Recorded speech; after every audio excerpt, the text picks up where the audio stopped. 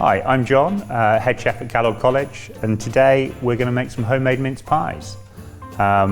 This is my favourite mince pie recipe.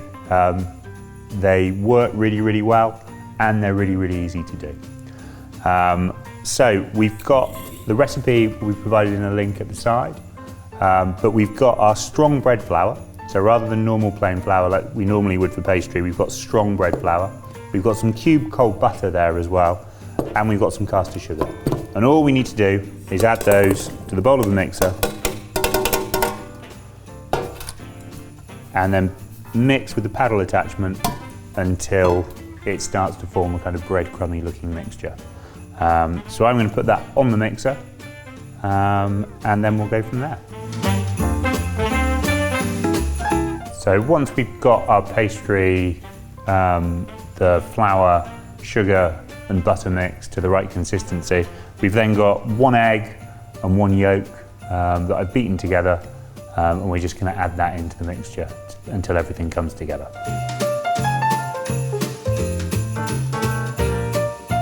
So I've finished mixing the pastry in the mixer.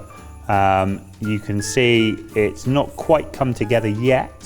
It still doesn't really look like pastry at the moment, but as soon as I put my hand in there and I bring it together, it's going to come together really nicely, form a ball, and that is now ready for just a very quick knead. And then I'm going to wrap that in some cling film and pop it in the fridge for a couple of hours.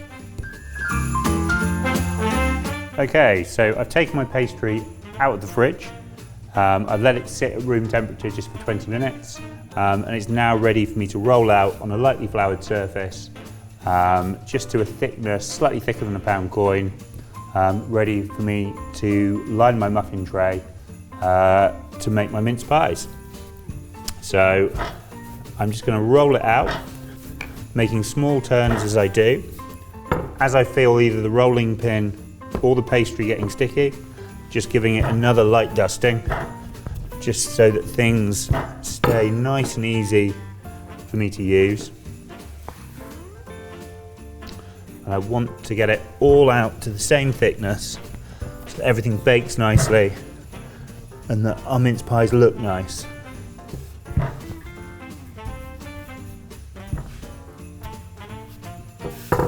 Okay, I'm just about there. So I'm just going to check that we're not stuck anywhere, we don't have any holes or anything else, that my thickness is looking good. Now I've got a muffin tray which I've greased with some butter. I've sifted some flour over the top and then knocked the excess off. So that's ready for me to go.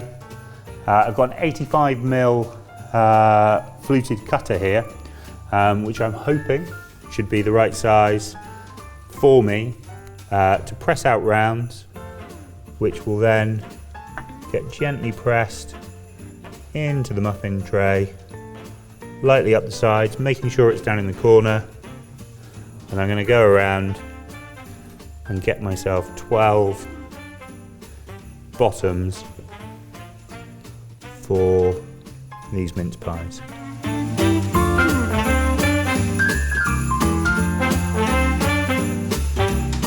Okay, so I've rolled out and filled my 12 holes for my muffins. I managed to cut a few stars out of the pastry from the first go while I was doing it.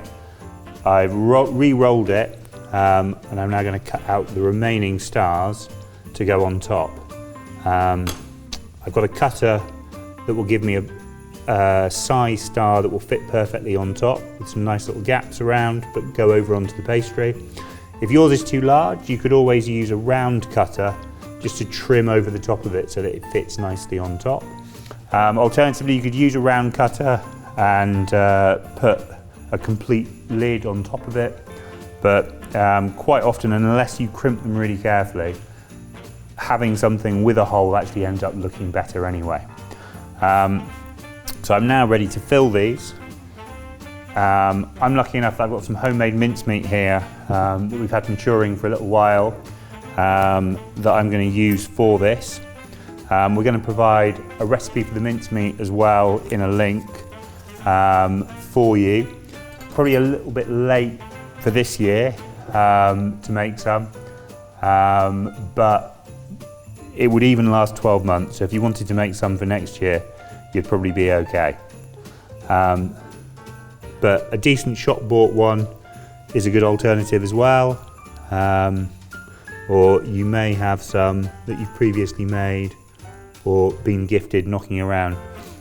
I don't want to overfill these mince pies. A nice spoonful in each. It will swell slightly as we're cooking, so will the pastry. So a nice spoonful, not over full. And then once I've filled them all, I can go around and I can gently press the points of my star into the pastry on the sides. Then go around, gently egg wash, which is just some beaten egg, over the top. And then once I've done that to all of them, they're ready to go into the oven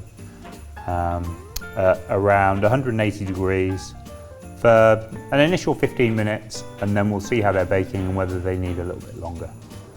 Fantastic.